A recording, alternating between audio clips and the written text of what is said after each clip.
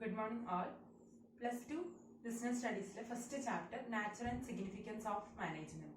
അതിനകത്ത് നമ്മൾ മാനേജ്മെന്റ് അതിന്റെ മീനിങ് ഡെഫിനിഷൻ ഈ കാര്യങ്ങളൊക്കെ കഴിഞ്ഞ ക്ലാസ്സിൽ ഡിസ്കസ് ചെയ്തിട്ടുണ്ടായിരുന്നു. ഓക്കെ, ഇനി മാനേജ്മെന്റ് എന്താ ഇന്നത്തെ ക്ലാസ്സിൽ നമ്മൾ മെയിൻ ആയിട്ട് ഡിസ്കസ് ചെയ്യുന്നത് അതിന്റെ characteristics, nature, objectives of management ഈ ടോപ്പിക്സ് ഒക്കെയാണ്. ഫൈൻ. ഓക്കെ, ഫസ്റ്റ് ജസ്റ്റ് ഞാൻ മാനേജ്മെന്റ് എന്താണെന്ന് പറഞ്ഞിട്ട് ജസ്റ്റ് സ്റ്റാർട്ട് ചെയ്യാം. ഓക്കെ,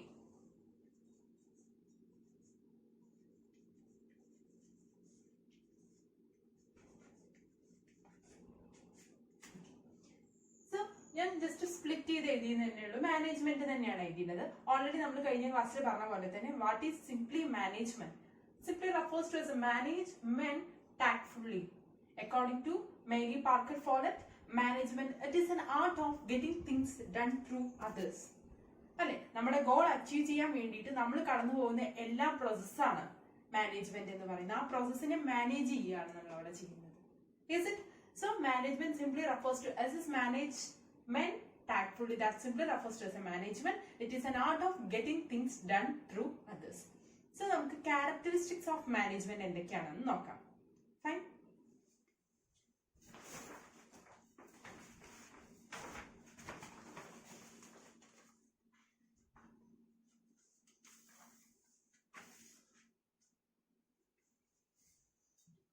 So I think ഇത് ക്ലിയർ അല്ലേ ഈ ചാർട്ട് എല്ലാവർക്കും? സോ ക്യാരക്ടറിസ്റ്റിക്സ് ഓഫ് മാനേജ്മെന്റ് എന്തൊക്കെയാണ്? മാനേജ്മെന്റ് ക്യാരക്ടറിസ്റ്റിക്സ് നോക്കി നോക്കാം. First one is it is goal oriented ആണ്. മാനേജ്മെന്റ് എപ്പോഴും ഒരു ഗോൾ ഓറിയന്റഡ് ആയിരിക്കും. എന്തിനു വേണ്ടിയിട്ട് മാനേജ്മെന്റ് വർക്ക് ചെയ്യുന്നുണ്ടായിരിക്കാം? നമുക്കൊരു പർട്ടിക്കുലർ ഗോൾ അച്ചീവ് ചെയ്യാൻ വേണ്ടിയിട്ട്, അല്ലെങ്കിൽ ഒരു പർട്ടിക്കുലർ ഗോൾ ഉണ്ടായിരിക്കും മാനേജ്മെന്റിന് എപ്പോഴും. ഫൈൻ, അതാണ് ഒന്നാമത്തെ ഗോൾ ഓറിയന്റഡ്. ഒന്നും കൂടി ഫോർ എക്സാമ്പിൾ ഇപ്പൊ നിങ്ങള് ഞാൻ നേരത്തെ പറഞ്ഞ എക്സാമ്പിൾ തന്നെ ഓണം സെലിബ്രേഷൻ അത് തന്നെ എടുക്കാം നമുക്ക്. ഓണം സെലിബ്രേഷൻ എന്നുള്ളതാണ് നമ്മുടെ ഗോൾ. അതിന് എഫക്റ്റീവ് ആയിട്ട് നമ്മുടെ ഗോൾ എന്ന് പറയുന്നത് എന്താണ്? ഓണം സെലിബ്രേഷൻ. അപ്പൊ അത് അച്ചീവ് ചെയ്യണമെങ്കിൽ നമ്മൾ എന്ത് ചെയ്യണം എന്നാ പറയുന്നത്? ഒരു പർട്ടിക്കുലർ മാനേജർ എല്ലാ രീതിയിലും എല്ലാത്തിനും ഫിനാൻഷ്യൽ മാനേജ്മെന്റ്, ആളുകളെ മാനേജ്, ഹ്യൂമാൻ റിസോഴ്സ് മാനേജ്മെന്റ് എല്ലാം മാനേജ് ചെയ്യണം അല്ലെ, എങ്കിൽ മാത്രമല്ലേ നമ്മുടെ ആ ഗോൾ അച്ചീവ് ചെയ്യാൻ പറ്റുള്ളൂ. അതേപോലെ എപ്പോഴും മാനേജ്മെന്റ് ഒരു ഗോൾ ഓറിയന്റഡ് ആയിരിക്കും. ഒരു പർട്ടിക്കുലർ ഗോൾ ഉണ്ടായിരിക്കും നമുക്ക്. ഫൈൻ. നെക്സ്റ്റ് ആണ് പെർവാസീവ്. മാനേജ്മെന്റ് ഒരു പെർവാസീവ് ആക്ഷൻ ആണ്. വൈ?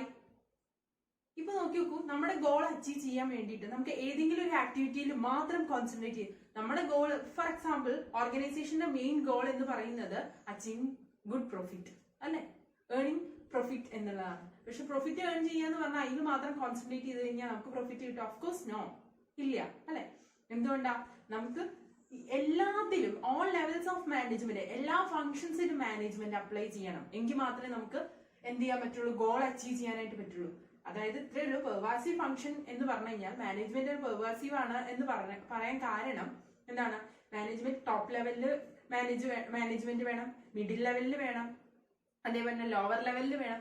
ഈ ഒരു ഓർഗനൈസേഷനിൽ എല്ലാ ഏരിയാസിലും നമുക്ക് മാനേജ്മെന്റ് അപ്ലൈ ചെയ്യാൻ പറ്റും, അല്ലെങ്കിൽ അപ്ലൈ ചെയ്യണം എന്നുള്ളതാണ്. ഫൈൻ.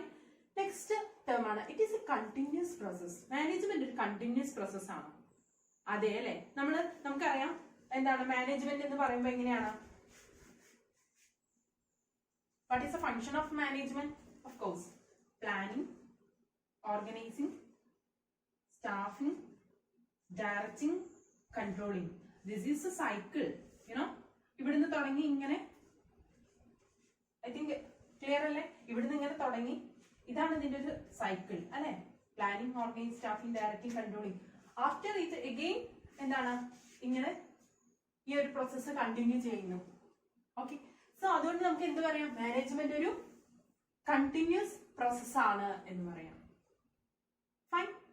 ഓക്കെ, ഇനി ഇതൊരു ഗ്രൂപ്പ് ആക്ടിവിറ്റി ആണ്. മാനേജ്മെന്റ് ഒരു ഗ്രൂപ്പ് ആക്ടിവിറ്റി ആണ് എന്നാണ് പറയുന്നത്. നമുക്കറിയാം ഒരിക്കലും നമുക്ക് ഇൻഡിവിജ്വൽ ആയിട്ട് നിന്ന് ഒരു ഓർഗനൈസേഷൻ എല്ലാ ആളുകളും ഇൻഡിവിജ്വൽ ആയി നിന്ന് കഴിഞ്ഞാൽ നമ്മുടെ ഗോൾ അച്ചീവ് ചെയ്യാൻ പറ്റുമോ? ഇല്ല അല്ലെ. ഒരു ഗ്രൂപ്പ് എഫേർട്ട് ഉണ്ടെങ്കിൽ മാത്രമേ നമുക്ക് എന്ത് ചെയ്യാൻ പറ്റുള്ളൂ? നമ്മുടെ ഒബ്ജക്റ്റീവ് അറ്റൈൻ ചെയ്യാനായിട്ട് സാധിക്കുള്ളൂ. ഓക്കെ, നെക്സ്റ്റ് ആണ് it is A intangible. Management എന്ന് പറയുന്നത് ഒരു ഇൻടാൻജിബിൾ ആണ്. വൈ? എന്തുകൊണ്ടാണ് അതിനെ അങ്ങനെ പറയുന്നത്? ഓഫ് കോഴ്സ് നമുക്കറിയാം മാനേജ്മെന്റ് ഇൻടാൻജിബിൾ ആണെന്ന്. കാരണം it is not a thing. ഇപ്പൊ നമുക്ക് ഈ ചാർട്ട് ആണെങ്കിൽ വി ക്യാൻ ടച്ച്, പക്ഷെ മാനേജ്മെന്റ് ഒരിക്കലും ഇൻടാഞ്ചിബിൾ ആണ്. മാനേജ്മെന്റ് എപ്പോഴും ഇൻടാഞ്ചിബിൾ ആണ്. എന്തുകൊണ്ടാണ്? കാരണം ഒരിക്കലും നമുക്കത് കാണാൻ പറ്റില്ല, പക്ഷെ നമുക്ക് ഫീൽ ചെയ്യും. എങ്ങനെയാ അത് ഫീൽ ചെയ്യുക? പ്രോഫിറ്റ് കൂടി അല്ലെങ്കിൽ സെയിൽസ് കൂടി, ഈ ഒരു മാസത്തെ പ്രോഫിറ്റ് എന്താണ് കൂടുതലാണ് ടു കമ്പയർ വിത്ത് അത് ഐ മീൻ കഴിഞ്ഞ മാസത്തെക്കാട്ടിലും. അപ്പൊ നമുക്ക് മനസ്സിലാക്കാൻ പറ്റും അതെ മാനേജ്മെന്റ് ഗുഡ് ആണ് എന്നുള്ളത്, അല്ലെ? മാനേജ്മെന്റ് ഒരിക്കലും എപ്പോഴും ഇൻടാഞ്ചിബിൾ ആണ്, പക്ഷെ നമുക്ക് ഫീൽ ചെയ്യാനായിട്ട് പറ്റും. സെയിൽസ് കൂടുമ്പോ പ്രോഫിറ്റ് കൂടുമ്പോ ഒക്കെ എന്തുകൊണ്ടാണ് അത് കൂടുന്നത്? എഫക്റ്റീവ് ആയിട്ടുള്ള മാനേജ്മെന്റ് ഉള്ളത് കൊണ്ടല്ലേ? എഫക്റ്റീവ് ആയിട്ടുള്ള മാനേജ്മെന്റ് ഉള്ളത് കൊണ്ടാണ് നമുക്ക് എന്ത് ചെയ്യാൻ പറ്റുന്നത്? ആ രണ്ടെണ്ണം നമുക്ക് അവിടെ കൂടുന്നത്, സെയിൽസ് കൂടുന്നത്, നമ്മുടെ ഗോൾ അച്ചീവ് ചെയ്യുന്നത്, അല്ലെ? So that because it is intangible. അതുകൊണ്ടാണ് ഇൻടാഞ്ചിബിൾ എന്ന് പറയുന്നത്. നെക്സ്റ്റ് ആണ് it is A dynamic function. Management എന്ന് പറയുന്നത് ഒരു ഡൈനാമിക് ഫംഗ്ഷൻ ആണ്. എന്താ അതുകൊണ്ട് ഉദ്ദേശിക്കുന്നത്? ഓഫ് കോഴ്സ് മാനേജ്മെന്റ് എപ്പോഴും എന്താണ് സ്റ്റാറ്റിക് ആയിട്ടുള്ള ഒരു ഫംഗ്ഷൻ ആണ്. മാനേജ്മെന്റ് ഇങ്ങനെ സ്റ്റാറ്റിക് ആയി നിന്ന് കഴിഞ്ഞ് കഴിഞ്ഞാൽ നമ്മുടെ ഗോൾ അച്ചീവ് ചെയ്യാൻ പറ്റുമോ? അല്ലെങ്കിൽ എഫക്റ്റീവ് എഫിഷ്യന്റ് ആയിട്ടുള്ള രീതിയിൽ നമുക്ക് മാനേജ് ചെയ്യാനായിട്ട് പറ്റുമോ? ഇല്ല. കാരണം എന്തുകൊണ്ടാണ്? ഡേ ബൈ ഡേ എന്താണ് ലോട്ട് ഓഫ് ചേഞ്ചസ് നമ്മുടെ എൻവയോൺമെന്റിൽ എന്താണ് lot of changes take place ചെയ്യുന്നുണ്ട്. കൺസ്യൂമേഴ്സ് ടേസ്റ്റ് ആൻഡ് പ്രിഫറൻസ് മാറുന്നുണ്ട്, ടെക്നോളജിക്കൽ ചേഞ്ചസ് ഉണ്ടാവുന്നുണ്ട്, ഗവൺമെന്റ് പോളിസീസിൽ മാറ്റം വരുന്നുണ്ട്, ടാക്സിൽ ഒരുപാട് വ്യത്യാസങ്ങൾ വരുന്നുണ്ട്. So according to that we want to take necessary steps. അതിനനുസരിച്ചിട്ട് നമ്മുടെ ആക്ഷൻസ് മാറ്റണം, ഓർഗനൈസേഷൻ അതിനനുസരിച്ചിട്ട് ഇംപ്രൂവ് ചെയ്യണം. Fine, okay. സോ അതാണ് പറയുന്നത് ഒരു ഡൈനാമിക് ഫംഗ്ഷൻ ആണ്. അക്കോർഡിംഗ് ടു ചേഞ്ചിനനുസരിച്ചിട്ട് എൻവയോൺമെന്റിലോ ആയിക്കോട്ടെ, ടെക്നോളജിക്കൽ ചേഞ്ചസ് ആയിക്കോട്ടെ, കൺസ്യൂമർ ടേസ്റ്റ് ആൻഡ് പ്രിഫറൻസ് ആയിക്കോട്ടെ, ഗവൺമെന്റ് പോളിസീസിൽ ഉണ്ടാവുന്ന ചേഞ്ചസ് ആയിക്കോട്ടെ. So according to that, we want to take necessary steps. That because we know the management is a dynamic function. Okay. So I think characteristics of management ആണ് നമ്മൾ നോക്കിയത്. അതൊരു goal oriented ആണ്, pervasive ആണ്, continuous process ആണ്, it is A group activity ആണ്, ഇതൊരു intangible ആണ്, ഡൈനാമിക് ഫംഗ്ഷൻ ആണ്. ഇത്രയും കാര്യങ്ങളാണ് നമ്മൾ ഇന്ന് ഡിസ്കസ് ചെയ്തത്. ഇനി അടുത്തത് ഇപ്പൊ ഈ ക്യാരക്ടറിസ്റ്റിക്സ് മനസ്സിലായി. ഇനി നമ്മൾ നോക്കാൻ പോകുന്നത് what are the objectives of management. നോക്കാം.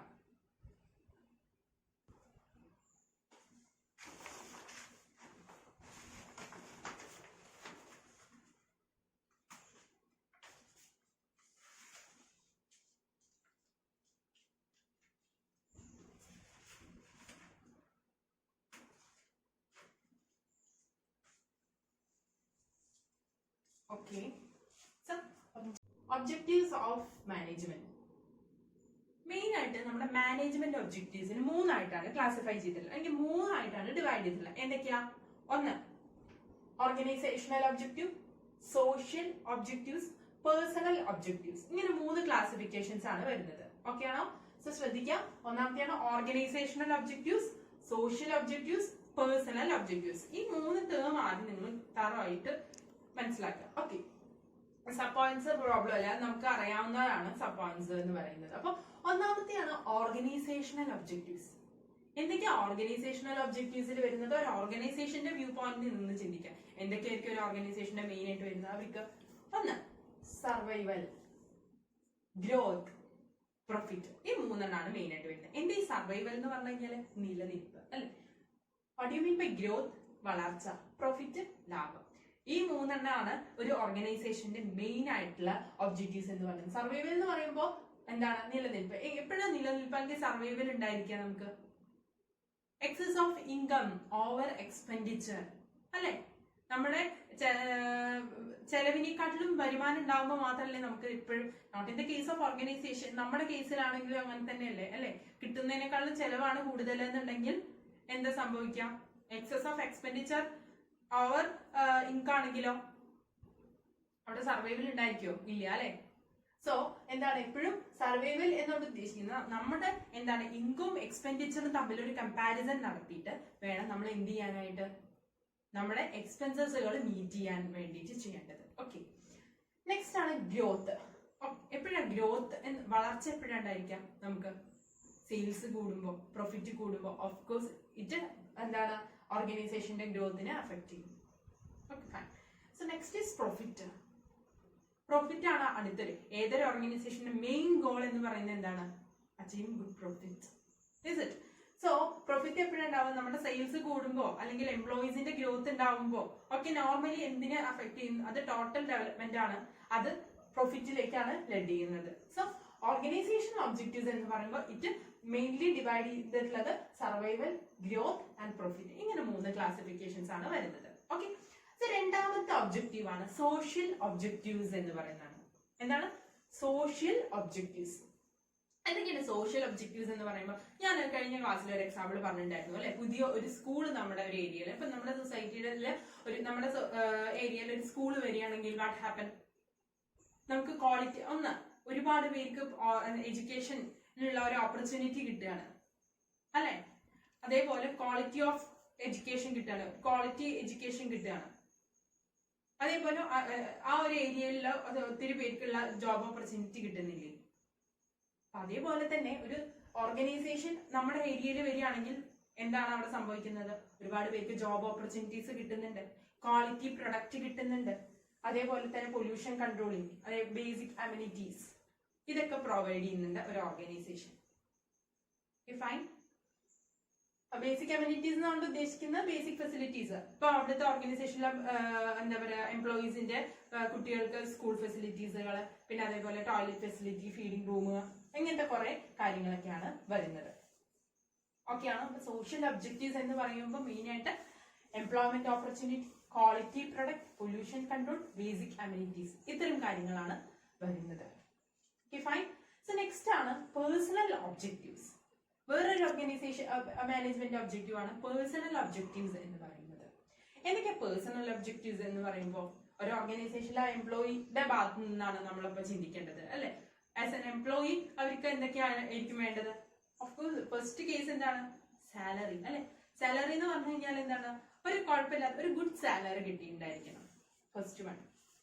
പിന്നെയോ എംപ്ലോയീസ് ഗ്രോത്ത്. ആ ഒരു ഓർഗനൈസേഷനിൽ നമ്മൾ ഇങ്ങനെ എപ്പോഴും ഇപ്പൊ ഒരു 5 വർഷം വർക്ക് ചെയ്ത ഒരു പേഴ്സൺ ആണ്, പക്ഷെ പ്രത്യേകിച്ച് ഒരു അയാൾക്ക് ഗ്രോത്തും ഡെവലപ്മെന്റും ഇല്ല എന്ന് വിചാരിക്കാം, ഒരു കാര്യമില്ല. അപ്പൊ എന്താണ്? ഒന്ന് നല്ലൊരു സാലറി, പിന്നെ എംപ്ലോയീസിന്റെ ഗ്രോത്ത് ആൻഡ് ഡെവലപ്മെന്റ് ഉണ്ടായിരിക്കണം. അതേപോലെ ബോണസ് ആൻഡ് ഇൻസെന്റീവ്സ്, കോണിറ്റ് അവരുടെ വർക്ക് ചെയ്യുന്നതിനനുസരിച്ചിട്ടുള്ള ബോണസ് ഇൻസെന്റീവ്സുകളൊക്കെ പ്രൊവൈഡ് ചെയ്യുക എന്നുള്ളതാണ്. ഓക്കെ, സോ പേഴ്സണൽ ഒബ്ജക്റ്റീവ്സ് എന്ന് പറയുമ്പോൾ അതിനകത്ത് മെയിൻ ആയിട്ട് good salary, employees growth, bonus and incentives, ഇങ്ങനത്തെ ടേംസ് ഒക്കെയാണ് വരുന്നത്. Is it clear? സോ നമ്മൾ ഇന്ന് ഡിസ്കസ് ചെയ്തത് ഒബ്ജക്റ്റീവ്സ് ഓഫ് മാനേജ്മെന്റ്, ഈ ഒരു ടോപ്പിക് ആണ്. സോ അതിനകത്ത് മെയിൻ ആയിട്ട് 3 ക്ലാസിഫിക്കേഷൻസ് ആണ് വരുന്നത്. ഓർഗനൈസേഷണൽ ഒബ്ജക്റ്റീവ്സ് ഉണ്ട്, സോഷ്യൽ ഒബ്ജക്റ്റീവ്സ് ഉണ്ട്, പേഴ്സണൽ ഒബ്ജക്റ്റീവ്സ് ഉണ്ട്. Fine. Okay, I think it's very clear to all. Next നമ്മൾ ഡിസ്കസ് ചെയ്യുന്നത് നാച്ചർ ഓഫ് മാനേജ്മെന്റ് ആണ്. ലിസൺ, ഇപ്പൊ നമ്മള് ക്യാരക്ടറിസ്റ്റിക്സ് ഓഫ് മാനേജ്മെന്റ് നമ്മൾ നോക്കി, പിന്നെ ഒബ്ജക്റ്റീവ്സ് ഓഫ് മാനേജ്മെന്റ് നോക്കി. ഇനി നമ്മൾ ഡിസ്കസ് ചെയ്യുന്നത് നാച്ചർ ഓഫ് മാനേജ്മെന്റ് എന്നുള്ളൊരു ടോപ്പിക് ആണ്. Okay, nature of management.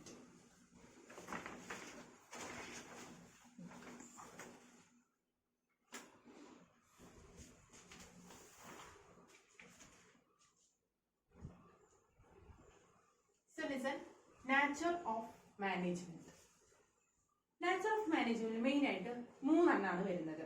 എന്തൊക്കെയാണ് management nature? Management is an art, management as a science, management as a profession. എന്തൊക്കെയാണ് പറയുന്നത്? നാച്ചർ ഓഫ് മാനേജ്മെന്റ് 3 ആയിട്ടാണ് പറയുന്നത്. 3 ക്ലാസിഫിക്കേഷൻസ് ആണ് വരുന്നത്. ഇത് വളരെ ഇമ്പോർട്ടന്റ് ആണ് കേട്ടോ. സോ ഒന്നാമത്തെയാണ് management as a art, as a science, as a profession. ഇങ്ങനെ 3 എണ്ണാണ് വരുന്നത്. ഇതിൽ കുറെ കോൺഫ്ലിക്ട് നമ്മൾ കൂടുതലായിട്ട് ഒബ്സർവ് ചെയ്യുകയാണെങ്കിൽ ആർട്ടും സയൻസിന്റെയും പ്രൊഫഷന്റെയും ക്യാരക്ടറിസ്റ്റിക്സുകൾ നമ്മൾ കൂടുതലായിട്ട് നോക്കുകയാണെങ്കിൽ നമുക്ക് മനസ്സിലാക്കാനായിട്ട് പറ്റും മാനേജ്മെന്റിനും ഈ ക്യാരക്ടറിസ്റ്റിക്സ് ഒക്കെയാണ്. പക്ഷെ ഇപ്പോഴും ഈ ഒരു കേസിൽ കുറെ കോൺഫ്ലിക്ട്സുകളും നടക്കുന്നുണ്ട്. എനിവേസ് നമുക്ക് നോക്കി വെക്കാം, ഈ മാനേജ്മെന്റ് ആർട്ടാണോ സയൻസ് ആണോ പ്രൊഫഷൻ ആണോ അതോ ബോത്ത് ആർട്ട് ആൻഡ് സയൻസ് ആണോ? ലൈക്ക് നോക്കാം. First one is management is an art, sorry as an art. Why? ഒന്നാമത്തെ കേസ് നോക്കി നോക്കൂ. ഇതിൽ പറയുന്നത് മെയിൻ ആയിട്ട് ഇത് സിറ്റുവേഷണൽ ആണ്, practical knowledge, personal skill, practice, personal judgement, constructive result ഉണ്ടായിരിക്കണം. ഇതൊക്കെ ഒരു ആർട്ടിന്റെ പ്രത്യേകതകളാണ് അല്ലെ. ഇതൊക്കെ ഒരു മാനേജ്മെന്റിനുണ്ടോ നോക്കിയോട്ടെ. ഒന്നാമത്തെ സിറ്റുവേഷണൽ ആണ്. ആർട്ട് എന്ന് പറയുമ്പോൾ ആർട്ടിന് എപ്പോഴും പൊതുവെ ആർട്ട് എന്ന് പറയുമ്പോൾ എന്താണ്? നമുക്കൊരു പേഴ്സണൽ സ്കില്ല് വേണം അല്ലെ. ആർട്ട് എല്ലാവർക്കും പറ്റും. ഇപ്പൊ പാട്ട് പാടുക അല്ലെങ്കിൽ ഡാൻസ് കളിക്കുക, ഇതൊക്കെ എല്ലാവർക്കും ഉള്ളതാണ് ഈ ഒരു കഴിവ്? അല്ല അല്ലെ. ത്രൂ പ്രാക്ടിക്കൽ നോളേജ് അല്ലെങ്കിൽ ഒരു പേഴ്സണൽ സ്കിൽ ഉണ്ടെങ്കിൽ മാത്രമേ നമുക്കത് ഡെവലപ്പ് ചെയ്യാനായിട്ട് പറ്റുള്ളൂ. ഒരു പ്രാക്ടീസിലൂടെ മാത്രമേ നമുക്കത് ഡെവലപ്പ് ചെയ്യാനായിട്ട് പറ്റുള്ളൂ അല്ലെ. ഇപ്പൊ മാനേജ്മെന്റിന്റെ കേസിൽ സിറ്റുവേഷണൽ ആണെന്ന് പറയാൻ കാരണം നമുക്കറിയാം ഓരോ സിറ്റുവേഷൻ ഇപ്പൊ നമ്മുടെ ഓർഗനൈസേഷനിൽ ഒരു കോൺഫ്ലിക്റ്റ് നടക്കുകയാണ്. അപ്പൊ അക്കോർഡിംഗ് ടു ആ സിറ്റുവേഷൻ അനുസരിച്ചിട്ട് വേണ്ടേ നമ്മൾ ബിഹേവ് ചെയ്യാനായിട്ട്. ഇപ്പൊ ഒരു കോൺഫ്ലിക്റ്റ് നടക്കുന്ന സമയത്ത് എന്താണ്, അപ്പൊ നമ്മൾ കുറച്ച് പൊളൈറ്റ് ആയിട്ട് അതിന് എന്താണ് പ്രശ്നം എന്ന് മനസ്സിലാക്കിയിട്ട് according to that we want to be behave. Is it like അതേപോലെ തന്നെയല്ലേ ആർട്ടും? സിറ്റുവേഷൻ അനുസരിച്ചിട്ടല്ലേ നമ്മൾ കുറെ ആർട്ടുകൾ ഉണ്ടായിരിക്കുക. അതേപോലെയാണ് ഒന്നാമത്തെ കേസ്. ഇറ്റ് ഈസ് സിറ്റുവേഷണൽ എന്ന് പറയുന്നത്. ഓഫ് കോഴ്സ് അങ്ങനെ ബിഹേവ് ചെയ്യാന്ന് പറയുന്നത് it is like an art. Is it? ഇനി രണ്ടാമത്തെയാണ് പേഴ്സണൽ സ്കിൽ. ഞാൻ പറഞ്ഞു ഓൾറെഡി, ഇതൊരു പേഴ്സണൽ സ്കില്ലാണ് അല്ലെ. എല്ലാവർക്കും ആർട്ടിനുള്ള ഇപ്പൊ ഡ്രോയിങ്, പെയിന്റ് ചെയ്യുക അല്ലെങ്കിൽ ഡാൻസ് ചെയ്യുക, ഇതൊക്കെ എല്ലാവർക്കും കിട്ടുന്നത്. ഇറ്റ് ഈസ് എ പേഴ്സണൽ സ്കില്ലാണ്. ഓക്കെ, അതേപോലെ തന്നെയാണ് മാനേജ്മെന്റ്. ഇറ്റ് ഈസ് ഒരു പേഴ്സണൽ സ്കില്ലാണത്. ഇനി അടുത്താണ് അതിനൊരു പ്രാക്ടിക്കൽ നോളേജ് വേണം. എന്താ പറയുന്നത്, ഇപ്പൊ പ്രാക്ടിക്കൽ നോളേജ് എന്ന് പറയുന്ന സമയത്ത് ഒരു ഓർഗനൈസേഷന് ഇപ്പൊ ഒരു പുതിയൊരു മാനേജറും ഒരു 10 വർഷം പരിചയ എക്സ്പീരിയൻസ് ഉള്ള ഒരു മാനേജറിന്റെ കേസ് എടുക്കാം. ഒരു പുതിയൊരു മാനേജറും ഒരു 10 വർഷം എക്സ്പീരിയൻസ് ഉള്ള ഒരു മാനേജറും തമ്മിലുള്ള പ്രാക്ടിക്കൽ നോളേജ് എങ്ങനെയായിരിക്കും? ഓഫ് കോഴ്സ് നല്ല ഡിഫറൻസ് ഉണ്ടായിരിക്കും അല്ലെ. കാരണം എന്തുകൊണ്ടാണ്, ഇപ്പൊ ഒരു പുതിയ ആളാണെന്നുണ്ടെങ്കിൽ ഇപ്പൊ പെട്ടെന്ന് കഴിഞ്ഞ മാസത്തേക്കാളും ഈ മാസം സെയിൽസ് കമ്മിയായി, അങ്ങനെ ഇരിക്കുന്ന സമയത്ത് അയാൾക്ക് പെട്ടെന്ന് മനസ്സിലാക്കാൻ പറ്റണമെന്നില്ലേ വൈ, എന്തുകൊണ്ടാണ് ഇത് സംഭവിച്ചത്? അല്ലെങ്കിൽ വേറെ എംപ്ലോയീസ് തമ്മിൽ ഉള്ള കോൺഫ്ലിക്റ്റ് ഉണ്ടെങ്കിൽ മേ ബി അയാൾക്ക് അറിയുന്നുണ്ടായിരിക്കില്ലേ എന്തുകൊണ്ടാണ് അങ്ങനെ നടക്കുന്നത്, എങ്ങനെ ഞാൻ ഇത് ഹാൻഡിൽ ചെയ്യും അല്ലെ. അപ്പൊ പക്ഷേ എന്താണ്, ഒരു എക്സ്പീരിയൻസ്ഡ് ആയിട്ടുള്ള പ്രാക്ടിക്കൽ നോളേജ് ഉള്ള ഒരാൾക്ക് പെട്ടെന്ന് അത് ഹാൻഡിൽ ചെയ്യാനായിട്ട് പറ്റും. കാരണം ആൾക്ക് കൂടുതൽ മാർക്കറ്റുമായിട്ടുള്ള ഒരു എക്സ്പീരിയൻസ് ഉണ്ടായിരിക്കും. മാർക്കറ്റ് ഒബ്സർവേഷൻ നല്ലുള്ള ഒരാളായിരിക്കും. കൂടുതൽ എന്താണ് എക്സ്പീരിയൻസ് കൂടുന്നതോറും എന്ത് ചെയ്യാം, എങ്ങനെയാണ് ഞാനിത് മാനേജ് ചെയ്യേണ്ടത്, ആ കാര്യങ്ങളൊക്കെ നല്ല അറിയുണ്ടായിരിക്കും. Is it? So practical knowledge ആണ് വേറൊരു കേസ്.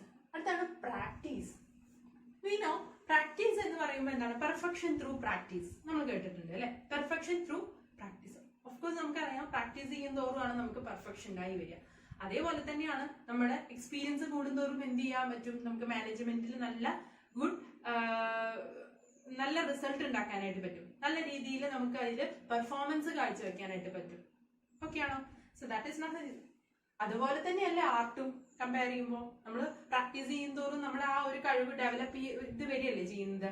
ഡാൻസ് ആണെങ്കിലും ഏത് കേസ് ആണെങ്കിലും അത് തന്നെയാണ് പറയുന്നത് പ്രാക്ടീസ്. പേഴ്സണൽ ജഡ്ജ്മെന്റുകൾ എന്താണ്, ഓരോ ഇപ്പോ ഓർഗനൈസേഷന്റെ കേസിൽ എടുക്കുകയാണെന്നുണ്ടെങ്കിൽ പേഴ്സണൽ ജഡ്ജ്മെന്റ് നമുക്ക് കാണാനായിട്ട് പറ്റും. ഓക്കെ, ആർട്ടിലും അതേപോലെ തന്നെ ഓരോന്നിനും അവരുടേതായ ഓരോ പേഴ്സണൽ ആയിട്ടുള്ള ജഡ്ജ്മെന്റ്സുകൾ ഉണ്ടായിരിക്കും. ലൈക്ക് മാനേജ്മെന്റിൽ നമുക്ക് പേഴ്സണൽ ജഡ്ജ്മെന്റ് എന്നുള്ള ഒരു കേസ് കാണാൻ പറ്റും. പിന്നെ ഒരു കൺസ്ട്രക്റ്റീവ് റിസൾട്ട് ഉണ്ടായിരിക്കും. ഒരു കോൺക്രീറ്റ് ആയിട്ടുള്ള റിസൾട്ട് നമുക്ക് കാണാനായിട്ട് പറ്റും. നമ്മൾ എന്തിനു വേണ്ടിയിട്ടാണ് ഈ ഒരു കാര്യങ്ങളൊക്കെ ചെയ്യുന്നത്, നമ്മുടെ എഫേർട്ട് എന്തിനു വേണ്ടിയിട്ടാണ്, നമുക്കൊരു ഗോൾ ഉണ്ട്, ഒരു റിസൾട്ട് കിട്ടാൻ വേണ്ടിയിട്ടാണ് അല്ലെ. പ്രോഫിറ്റ് കിട്ടാൻ വേണ്ടി, എനിക്ക് സെയിൽസ് കൂടാൻ വേണ്ടിയിട്ട്. ലൈക്ക് അതേപോലെ തന്നെ എന്താണ്, ഒരു റിസൾട്ടിന് വേണ്ടിയിട്ടല്ലേ നമ്മൾ ചെയ്യുന്നത്. So that is management is an art എന്ന് പറയാൻ കാരണം ഇറ്റ് ഈസ് സിറ്റുവേഷണൽ ആണ്, personal skill, personal judgement, constructive result, practical knowledge, practice ഉണ്ടായിരിക്കും. സോ രണ്ടാമത് പറയുന്നത് management as a science. Management ഒരു സയൻസ് ആണെന്നാണ്. നോർമലി സയൻസ് എന്ന് പറയുമ്പോൾ എന്തൊക്കെയാണ് സയൻസിന്റെ പ്രത്യേകതകൾ എന്തൊക്കെയാണ് നമുക്കറിയാം. നമ്മൾ കൊമേഴ്സ് സ്റ്റുഡൻസ് ആണെങ്കിലും നമ്മൾ 10th വരെ നമ്മൾ പഠിച്ചിട്ടുണ്ട് സയൻസ്. ഒരു കോസ് ആൻഡ് എഫക്റ്റ് റിലേഷൻഷിപ്പ് ഉണ്ടായിരിക്കും. അതില് കുറെ എക്സ്പീരിയൻസ് എപ്പോഴും അത് എന്ത് ചെയ്യാൻ പറ്റും, നമുക്ക് പ്രൂവ് ചെയ്യാനായിട്ട് പറ്റും. എക്സ്പീരിയൻസുകൾ ഉണ്ടായിരിക്കും, ഒബ്സർവേഷൻസുകൾ ഉണ്ടായിരിക്കും സയൻസിൽ എപ്പോഴും. അതേപോലെ തന്നെയല്ലേ മാനേജ്മെന്റിലും? ആണോ? നോക്കി നോക്കാം അല്ലെ. First one is universal application. സയൻസിൽ യൂണിവേഴ്സൽ ആപ്ലിക്കേഷൻ ആണോ? അതെ അല്ലെ. കാരണം എന്തുകൊണ്ടാ, ഇപ്പൊ ന്യൂട്ടന്റെ ലോ എടുക്കാം. ന്യൂട്ടൻ ലോ എടുക്കുന്ന സമയത്ത് ശ്രദ്ധിക്കാം. ഇപ്പൊ കേരളത്തിലെ ന്യൂട്ടന്റെ ലോ ഒന്ന്, തമിഴ്നാട്ടിൽ വേറൊരു ന്യൂട്ടന്റെ ലോ, കർണാടകത്തിൽ വേറൊരു ന്യൂട്ടന്റെ ലോ, അങ്ങനെയാണോ? അല്ല അല്ലെ. എല്ലായിടും ഒരേ അപ്ലിക്കേഷൻ തന്നെയല്ലേ അവിടെ വരുന്നത് സയൻസിന്. യൂണിവേഴ്സൽ ആപ്ലിക്കേഷൻ ആണ് സയൻസിനുള്ളത്. അതേപോലെ തന്നെയല്ലേ മാനേജ്മെന്റിലും. ഫയോളിന്റെ പ്രിൻസിപ്പിൾ, ഇപ്പോ ടൈലറിന്റെ പ്രിൻസിപ്പിൾ എടുക്കാം, അത് ഇവിടെ ഒന്ന് വേറെ, ചെന്നൈയിൽ വേറെ ഒന്ന്, അങ്ങനെയാണോ? അല്ല അല്ലെ, എല്ലായിടും ഒരേ പ്രിൻസിപ്പിൾ തന്നെയല്ലേ, യൂണിവേഴ്സൽ ആപ്ലിക്കേഷൻ അല്ലേ ഉള്ളത്. സോ അതുകൊണ്ടാണ് പറയുന്നത് മാനേജ്മെന്റ് യൂണിവേഴ്സൽ ആപ്ലിക്കേഷൻ ആണ് എന്നാണ് പറയുന്നത്. രണ്ടാമത്തെ കേസ് നോക്കൂ, കോസ് ആൻഡ് എഫക്റ്റ് റിലേഷൻഷിപ്പ്. രണ്ടാമത് ഞാൻ ഓൾറെഡി പറഞ്ഞിട്ടുണ്ടായിരുന്നു, എപ്പോഴും എന്താണ്, every cause there is an effect, there is a solution, there is a result നമുക്ക് കാണാനായിട്ട് പറ്റും. Okay, so cause and effect relationship ഉണ്ടായിരിക്കും എന്നാണ് പറയുന്നത്. ഏതൊരു പ്രോബ്ലം ആണെങ്കിലും ഏതൊരു പ്രശ്നമാണെന്നുണ്ടെങ്കിലും അതിന് ഓഫ് കോഴ്സ് ഒരു റിസൾട്ട് ഉണ്ടായിരിക്കും. Every cause there is an effect or result. Fine, that is cause and effect relationship.